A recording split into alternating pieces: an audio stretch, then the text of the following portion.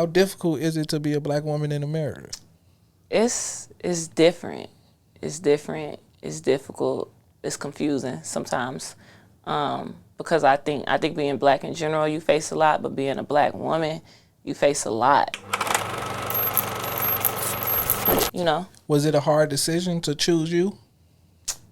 kinda, cause sometimes I don't want to turn people down. You know, and like I was making good money too. I was definitely making good money, but it was just like, if I'm doing all of this work just to make whatever amount of money I was making, you know, and then I'm giving 10% to the things I really believe in, like my lash brand or like working with Flex, I'm not gonna build those things up that really got the best potential. I'm not gonna have the energy to work on those things. So I'd rather have the energy to work on what I know could be big, what I really believe in, than just giving 10% to all the little things just so I could have a few extra dollars in my pocket. Like, nah, I'd rather step back and do what makes sense for the long term. Now that all 50 states seem to be open again, you feel me? Yeah. It seems like nobody is speaking of COVID anymore. Like, let's go back 2 years ago. Like, how did COVID affect your brand and how you handle business? COVID, like, definitely played a part. Like, first I was moving to LA, and I already had it set in my mind I was gonna move in March when COVID struck bad. And so people were like, oh, you shouldn't move because it's COVID. Like, you know, it's not a good time to be moving anywhere. And I'm like, nah, I'm going to LA. Like, I just had my mind set on that. So that was kind of like a struggle. And then also, like, at that time with my lash brand, you know, I was getting all of my lashes and stuff from overseas, from China. So when COVID struck, all the factories had shut down. And it was really hard to get stuff. So I had like an influx of demand pretty much that I couldn't meet because I wasn't able to get my product for like maybe like a month or two. Like, it was a minute. And so I had to explain to customers delays and everything like that, and like try to keep people up to date on communication. And like that really like put a test to me being a business owner. So it was really those two things. And then it kind of played the effect on my mental health too, I think. Just like me used to, I was always like, I used to love traveling. Used to love going places, going outside, and like from going to that to having to stay in the house almost all day because you can't go nowhere. And then like not being able to see family because I don't want to get nobody else sick or anything. If I get something, like that sucked for a little while. Because I'm somebody who likes to go out. I like to kick it at my grandma's house. I like to go out with friends. So it was definitely a weird period in time. And I think a lot of people didn't know what was gonna happen. And then seeing people like losing their jobs and like all type of stuff that was going on at that time definitely played a part on my mental health. And like, so I was really just trying to stay focused. And I was thinking in my head like, this gonna pass one day. Just stay focused. Early in the interview, you said you didn't know how to celebrate yourself because you was always looking forward. Have you learned how to celebrate yourself and enjoy these moments and enjoy your success? Yeah, I think so. I think I'm definitely learning, if anything. Like, I'm not really the person that want to go out to the club and like pop bottles and stuff all the time because I don't feel like I got anything to celebrate that big yet, to be doing that every weekend. But I do celebrate myself in more of kind of like a self-care sense. So like even this year for my birthday, I went to Lake Tahoe because I wanted to snowboard and like I just wanted to be around nature and stuff like that. So like that wasn't something that was really big, but it was big for me because I got to like relax. I got to do something fun outside of like the norm, going to the club and stuff. So I think, yeah, I've learned to celebrate myself a bit better, just kind of in my own way. That makes me happy.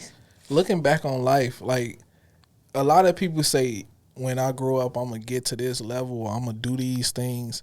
Like, could you see yourself, like as a younger kid, did you see yourself becoming the person you are today? No. No, I don't think so. When I was a kid, I thought I was originally I thought I was going to be a singer. So that was one. But then once I got past that, I thought that I was just going to go have a nice job and have a family. And that was just be it. Like, I didn't imagine owning a beauty brand. I didn't imagine being in the music industry. being a marketing manager and doing things. Hell no. I had no idea that was gonna happen. But I always did. I will say, like, I had a big imagination though. Like, even though I didn't imagine those things early on, I also didn't really know what I was gonna end up doing. And because of the parents I had, like, my mom was somebody who really, she like pushed me to the furthest extent. She made it be very clear that I could do anything I ever wanted to do. So I grew up knowing that the sky was the limit because I always had somebody that was speaking life into me. So I didn't really know what I would do, but I also never felt like I had limitations either. Do you have any other goals that you want to check off your list other than starting a marketing agency? I really want to work for a label. I really want to work for a music label. That's something that I'm kind of working on now. It's kind of like navigating from 100% out of the beauty industry. Well, really not even 100%, but navigating my foot outside of that industry a little bit and really putting more energy into music because I'm learning it's something that I really, really like to do and something I'm really, really interested in. So definitely want to work for a music label. I want to start my own agency and maybe even my own label one day. Like, I could see myself doing something like that. Not really. I think those are like my top things. And I definitely want to grow my lash brand. Like, and my goal right now is to grow it, to sell it to distribution eventually. So I'm really looking at that business with less emotion and more from a business perspective now. And so, yeah, those are pretty much like the things on the top of my list. How difficult is it to be a black woman in America? Like, I've asked this question one time. But how difficult is it to be a black woman in America? It's different. It's different. It's difficult. It's confusing sometimes.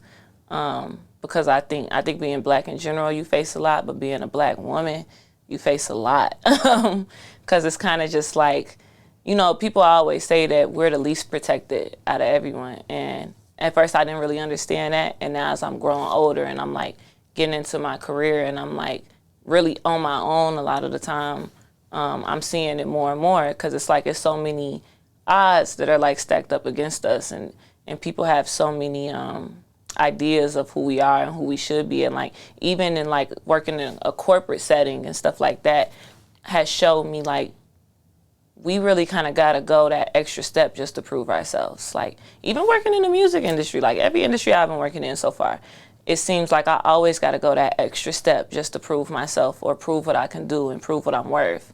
And sometimes I kind of hate that. It's like we got to work a little bit harder. But I'm getting used to it, and like I'm not mad about it either because I feel like I'm always equipped for whatever comes my way. But it does suck sometimes, like knowing that I'm not gonna get the same treatment, the same privilege, or you might not get the same salary, even like the small things like that as the man sitting next to you. You're not gonna get. You're gonna have to work a little bit harder than him, and that sucks. But it is what it is. We figure it out. All right, now my favorite question: if you can give any advice to your younger self, what would it be? Advice to my younger self would be stay focused and stay the course.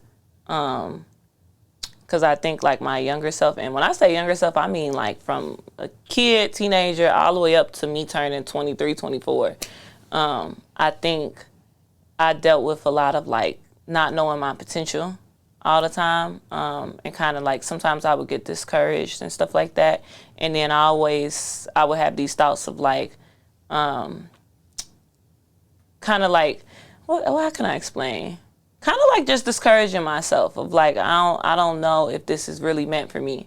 When in actuality, it is meant for me. And so it's sometimes you got to really like put yourself in the mindset of if you just stay focused and you stay the course, you're going to get to where you got to go. And like, you just got to tell yourself that. So I think that's what I would tell my younger self is just like, stay the course, it's going to work out. Because everything always ends up working out. All right. Tell the people how they can get in tune with you, stay in tune with you, buy your ebooks, book a consultation, anything you got going on. To get in tune with me, you can definitely hit me up on Instagram at iCandi, IKANDII, 2_. You can also hit me up on Twitter. I'm always on there a lot. Same, well, actually spelled differently, iCandi, EYEKANDII. And then you could also hit the link in my bio. That's my link tree. And it has the list of all services that I do offer at the moment. All of my businesses, products, everything is on that link tree. So you can just tap that and see everything that you're looking for. All right, I want to say I appreciate you for sliding through, chopping it up with me. Of course. I know because you stationed in LA, but you come back and forth to Chicago. So just to get a little bit of your time while you're in Chicago, I appreciate it, because I know how hard it is to just carve out time where, you know what I'm saying, you have to do this or I have to do that. So like I say, I appreciate you for just coming through and chopping it up with me. Anytime. I love Chicago. This is home. This will always be home. So anytime.